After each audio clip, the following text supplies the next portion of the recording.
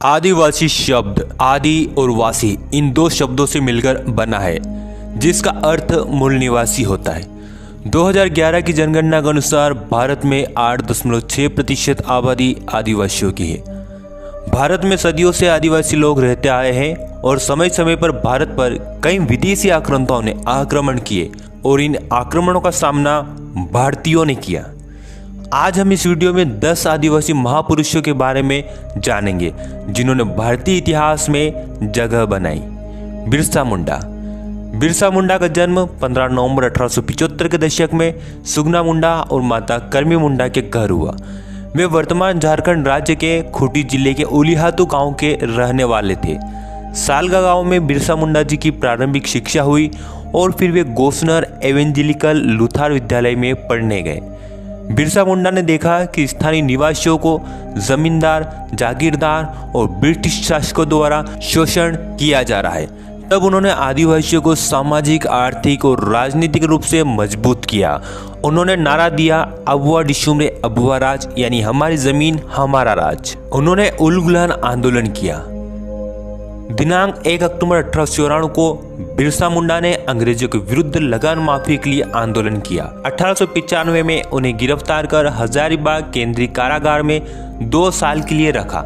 1897 से 1900 के बीच मुंडाओं और अंग्रेज सिपाहियों के बीच कई बड़े बड़े युद्ध हुए। 1897 में बिरसा मुंडा ने 400 सिपाहियों के साथ खूंटी थाने पर धावा बोला। 1898 में कांगा नदी किनारे मुंडाओं ने ब्रिटिशों को हरा दिया। जनवरी 1900 में डोंगरी पहाड़ पर एक और संघर्ष हुआ जिसमें बहुत सी औरतें और बच्चे मारे गए। उस समय बिरसा मुंडा जनसभा को संबोधित कर रहे थे। 3 फरवरी 1900 को चक्रधरपुर के जमकोपाई जंगल से अंग्रेजों ने बिरसा मुंडा को गिरफ्तार कर लिया। 9 जून 1900 ईस्वी में अंग्रेजों ने बिरसा मुंडा के भोजन में जहर मिला दिया और रांची कारागार में ही उन्होंने अंतिम सांस ली। संग्राम शाह गोंड वंश के सबसे शक्तिशाली एवं प्रतापी शासक संग्राम शाह थे।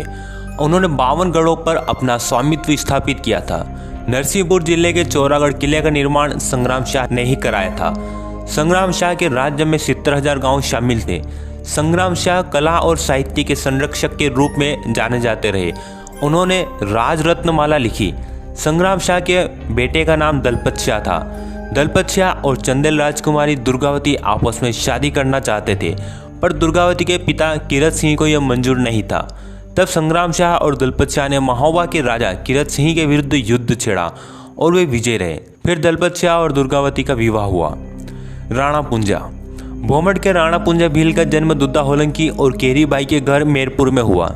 जब मुगल बादशाह अकबर ने मेवाड़ पर आक्रमण करने की योजना बनाई, तब मेवाड़ के महाराणा प्रताप और मुगल प्रमुख पुंजा भील के पास सहायता लेने आए। तब पुंजा भील ने मेवाड़ के महाराणा प्रताप का साथ दिया। हल्दी घाटी के युद्ध में पुंजा भील के नेतृत्व में भीलों ने गुरिल्ला युद्ध नीति अपनाई और इसी युद्ध नीति से ही हल्दी घाटी का युद्ध अनिर्णित रहा। महाराणा प्रताप ने पुंजा भील को राणा की उपाधि से नवाजा और मेवाड़ राज चिन्ह में स्थान दिया। आज पूरे भारत में राणा पुंजा भील के सम्मान में उनकी कई मूर्तियां स्थापित है।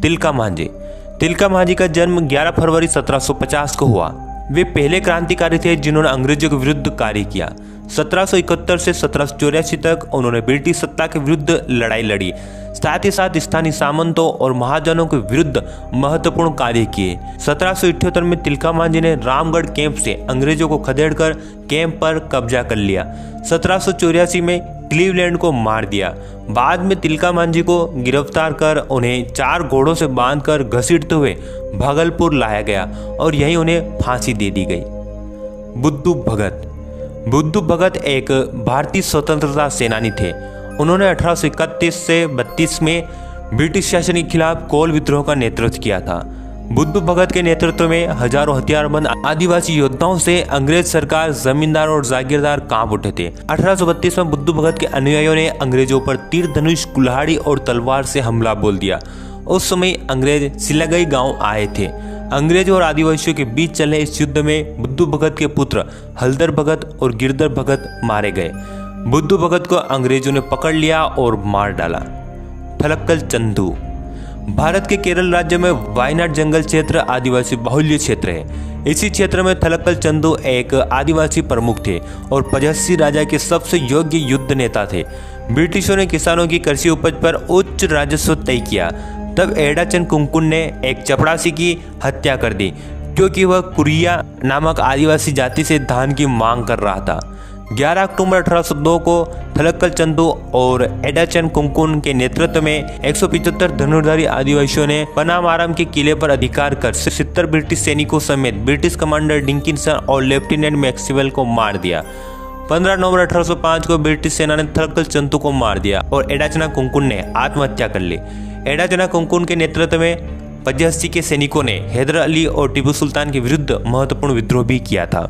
तात्या भील का जन्म 26 जनवरी 1842 को खंडवा के बगडोगा में हुआ था।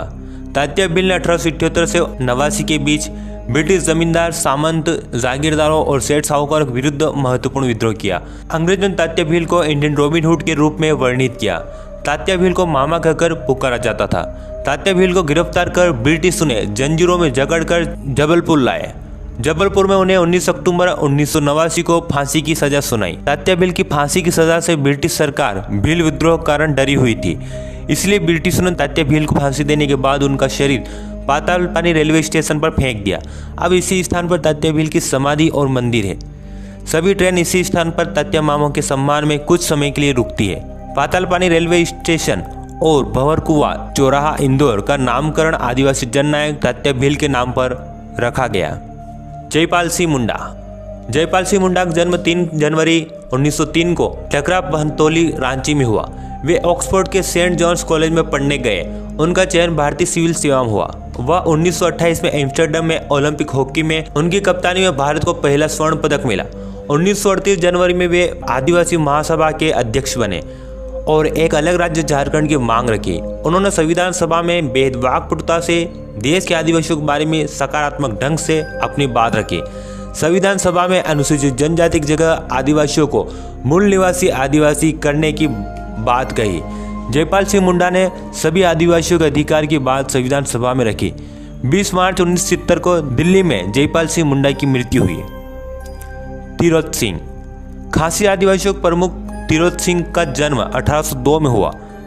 1826 में यंदोबा की संधि की समाप्ति के बाद ब्रिटिशों ने ब्रह्मपुत्र नदी घाटी पर नियंत्रण पा लिया और धीरे धीरे खासी पहाड़ियों पर भी अधिकार जमाने के प्रयास में थे। ब्रिटिश खासी पहाड़ियों में एक सड़क बनाना चाहते थे, लेकिन खासी आदिवासियों ने तिरोत सिंह के नेतृत्व में 1828 में ब्रिटिशों के विरुद्ध विद्रोह किया। आदिवासी लोग तीर कमान, तलवार और ढाल से युद्ध कर रहे थे और अंग्रेजों के पास बंदूक और बारूद था। तब तिरोत सिंह और आदिवासियों ने गुरिल्ला युद्ध नीति अपनाई और यह युद्ध 4 साल तक चला। तिरोत सिंह को इस युद्ध में गोली लगी थी। तब वे गुफा में रुक गए, लेकिन एक धोखेबाज मुखिया ने ब्रिटिशों को रिश्वत के बदले तिरोत सिंह की गुप्त स्थान का पता बता दिया और जनवरी 1831 में अंग्रेजों ने तिरोत सिंह को पकड़ लिया। 17 जुलाई 1835 में उनका निधन हो गया। तिरोत सिंह की याद में मेघालय में हर साल राजकीय अवकाश रखा जाता है।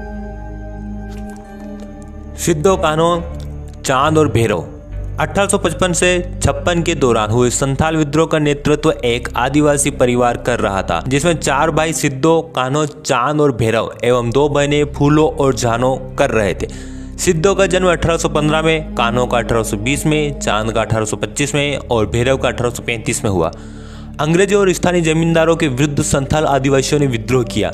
संथाल विद्रोह का नारा था, करो या मरो, अंग्रेजों हमारी माटी छोड़ो।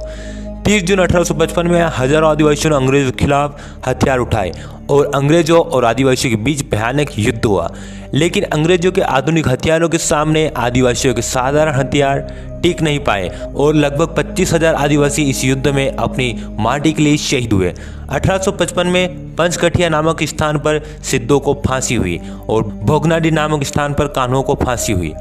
फूलो और जानो दोनों बहनों ने अंग्रेजों के शिविर में घुसकर 21 अंग्रेजों को काट डाला था। इसी संघर्ष में लड़ते लड़ते वे दोनों बहनें अमर शहीद हो गई। उम्मीद है दोस्तों आपको यह वीडियो पसंद आया होगा।